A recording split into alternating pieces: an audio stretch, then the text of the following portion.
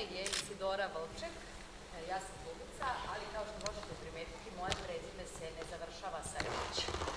Ali ja jesam državljanka Republike Srbije, a odnedavno sam i državljanka Republike Češke. Što se tiče moje nacionalne pripadnosti, kada smo počeli da radimo ovu predstavu, pre 4 godine, za vreme pandemije, ja sam zapravo tada prvi put shvatila da je nacionalna pripadnost jedna vrlo promenljiva kategorija. U smislu, ja mogu danas da se deklarišem u skladu sa onim kako se osjećam. Te nekad, na primjer, o nacionalnoj pripadnosti razmišljam kad treba da popunim pasoš, prijavu za novi pasoš ili kada dođu da popisuju stanovništvo i onda ja, kad se osjećam kao Slovakinja, pošto mi mama Slovakinja, onda se ja tako deklarišem, onda se sutradan deklarišem kao Srpkinja, preko sutra kao Čehinja, a odnedavno sam baš počela da insistiram na tome da sam Čehinja zbog pasoša koji treba da mi stigne, ali o tome ćemo malo kasnije. Ali bez obzira na sve to, ja sam se rodila u Srbiji i ja jesam državljanka Republike Srbije, ali sam i državljanka Republike Češke, ali mi je potpuno neverovatno i dan danas, kada god pričam o ovoj temi, kolike su se reke krvi prolile zbog nacionalnosti, koja je zapravo vrlo jedna promenljiva činjenica i može da se menja u skladu sa onim kako se čovek osjeća. Dobro večer svima. Dobro večer. Hvala. Jako mi je bitna ta povratna informacija. Ja sam Uroš Isak-Mladenović, ja kao što čujete imam Mić na kraju prezimena. Rođen sam u Paraćinu i tamo su mi rekli da sam Srbin. Mislim, nije da sam tamo imao neki baš veliki izbor. I nisam o tome nešto previše razmišljao, nisam se time ni bavio. Stvarno ne znam šta osjećam povodom toga. Otvorili smo baš na ovoj predstavi ta razna pitanja. Nekad osjećam ponos, nekad osjećam stid. Osjećam ponos zbog nekih stvari zbog kojih stvarno mislim da treba da osjećam ponos. I osjećam stid zbog nekih stvari zbog kojih stvarno mislim da treba da osjećam stid. Ali nisam siguran da neko ovde, u ovoj zemlji, osjećamo ponos za stvari za koje bi trebalo da budemo ponosni i nekako sam siguran da ne osjećamo stid za stvari za koje bi trebalo da osjećamo stid. I upravo zbog toga ovo sve ovde ponekad sve manje osjećam kao svoje i kao Isidora, državljanin sam Republike Srbije, mislim da državljanstvo treba da bude iznad svake nacionalne pripadnosti. Imam samo jedan pasoš, ali kada bih imao i drugi kao ona, nisam siguran da bih bio ovde. A eto ima baš mnogo ljudi koji često razmišljaju o tome koje su ovi nacionalnosti. I to im je jako važno. I ne samo da misle o tome, već misle koju etiketu bi mogli da stave prolaznicima u prodavačici. Nego u kakvom će im svetu živeti potomci. Ovu priču započinjemo januara 1993. godine. U tom momentu u Americi je najslušanija pesma I Will Always Love You od Always love you. Od Whitney. Always love you.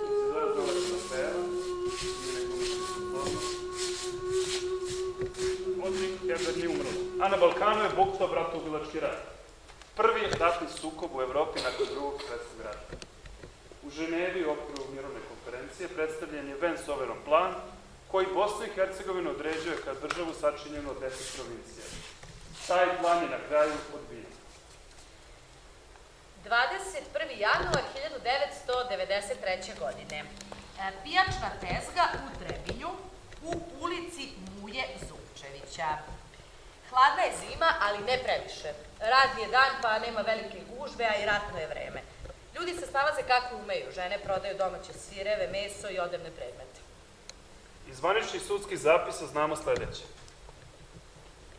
Alen Glavović stoji za tezgom jednog januarskog prohladnog jutra i prodaje. Kupci su oko njega. Odjednom nailaze četvorica pripadnika Vojske Republike Srpske. Draganu Kropina, Savo Ređo i braća Mila. Na Balkanu je bukta bratoubilački rat. Prvi ratni sukob u Evropi nakon drugog svetskog rata. u Ženevi u okviru mirovne konferencije predstavljen je Vance-Overon plan koji Bosnu i Hercegovinu određuje kao državu sačinjenu od 10 provincija. Taj plan je na kraju odbijen. 21. januar 1993. godine. Pijačna tezga u Trebinju u ulici Muje Zupčevića. Hladna je zima, ali ne previše. Radni je dan, pa nema velike gužve, a i ratno je vreme. Ljudi se snalaze kako umeju. Žene prodaju domaće sireve, meso i odevne predmete. Iz zvaničnih sudskih zapisa znamo sledeće. Alen Glavović stoji za tezgom jednog januarskog prohladnog jutra i prodaje. Kupci su oko njega. Odjednom nailaze četvorica pripadnika Vojske Republike Srpske. Draganu Kropina, Savo Ređo, Alen Glavović, braća Milenko i Simo. Musliman, odakle ti pravo da radiš ovde? Trebinje je srpsko i ovde žive Srbi. Čekajte, ljudi, ništa nisam zgrešio. Stvari sam pošteno nabavio i samo ih prodajem ovde na pijaci. A odakle ti te stvari, a? Garant si ih od nekod ukrao. Takvi su svi muslimani. Ma nisam ih ukrao, stvari sam pošteno nabavio. Molim vas, ljudi, stanite, ništa nisam uradio, samo stojim ovde i prodajem. Celu ovu scenu iz susednog kafića posmatra Srđan Aleksić. Evo, Srbin i glumac. Glumac kao što sam ja sada glumac. Srđan vidi da svađa može da eskalira, ustaje iz kafića i odlučuje da pomogne Alenu, čija je jedina krivica verovatno bilo njegovo ime. Odakle vam pravo da dirate nedežnog momka, ajde sklonite se od njega. Četvorica vojnika ne odustaju i nastavljaju svoju svađu. Alen samo stoji tu i prodaje svoj rod. Srbi, da brani muslimana, ej, mi smo ti mi isti sa njima.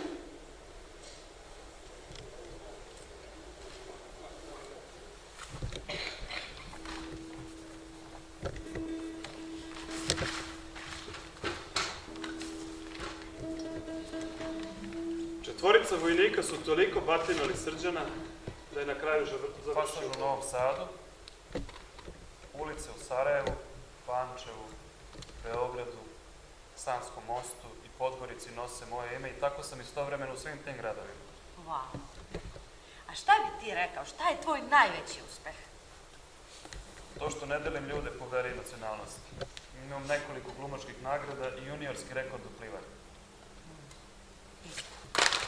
Ja moram tebe nešto da pitam. Jesi ti stvarno bio u ratu? Tako je moj otac rekao na sudu.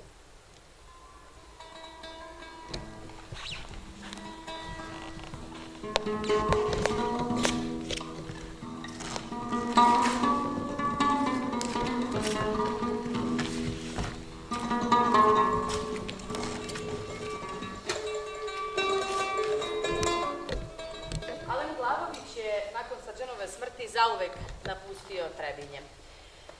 Živi u Švedskoj i dan danas i ima porodicu i koliko znamo nikada se sem jednom nije odazivao na pozive naših novinara.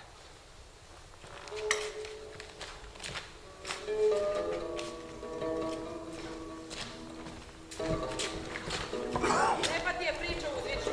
Zato su se onda muslimani tajno naoružali, upitnik. Čekali su i vrebali priliku da naprave zločin, ali to ovaj put nije pošlo za rukom Puzičnik. To je prava istina Puzičnik. Zdrav razum 111. Prvo mi reci jesi li licemeran pa ne igraš istinu ili stvarno veruješ ovo što si napisao upitnik. Dato 03. A gde si ti bio za vreme rata upitnik? Zna se sve donja crta. Prvo mi nabroj koliko muslimana je bijeno u Trebinju upitnik. Nabroj mi i sve silovane žene tačno. Crvenka pa. Ko još veruje u bajke da nam raza upitnik. Ko će meni doći? Ispada da je samo Srđan poginuo i niko više. Što ja da idem na njegov grob da palim sveću? Ako će njegov tata da dođe na moj grob? Trebinj je progovorilo, znamo mi borci kao i većina Trebinjaca istinu, tačka. Branio je Teslu, naravno, žalostno je što je bacio glavom, tačka. Niko ne zaslužuje takvu kaznu, ali istina je takva kakva jeste, a ne kako je žele vidjeti bosanski mediji. Lažni heroj, znaš ti moj đavo šta je istina, istina boldovano. Ja znaš da moj otac švercova iz Albanije dok se moja porodica mučila da preživi upitnik. Rada BiH, pa i da je branio farmerke, niko ne sme da ga bije uzvičnik. Rajko, a znači mene na frontu su trebali da biju, a njega za tezgom ne, upitnik. Gastarbajterka, kad pročitam ove komentare, jasno mi je zašto sam otišla iz Trebinja, tačka. Sve sam primitivizam, tačka. Pero, znaš ti dobro koji? Srećan ti put, pa laži po Evropi, laži boldovano, da smo mi ubice, sramota ljudska. Gorica. U ulici Srđana Aleksića u Sarajevu ima dobar autoservis, tačka. Eto, ako nekom treba da znate, lako se pamti naziv ulice. Šta je istina, zavisi od onoga ko ti priča priču.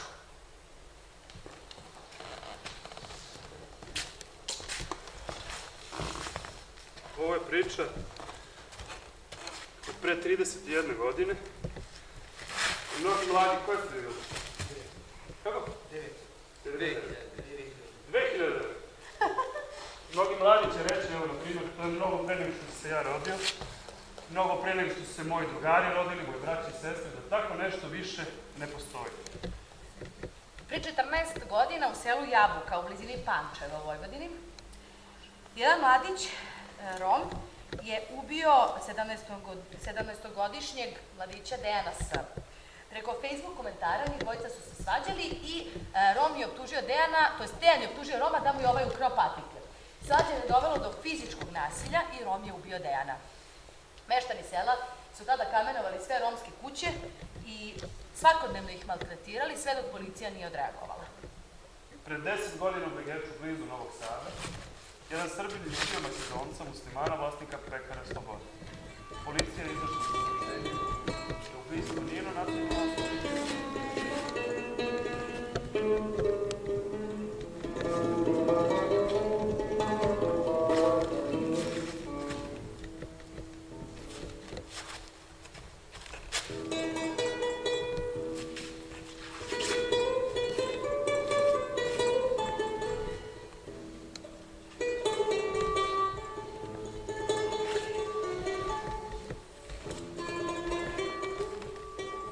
Na ovom platnu je fotografija usnimljena nasilnom svemirskom sondom Voyager 1, koja prikazuje planetu Zemlju, koleginice, molim vas,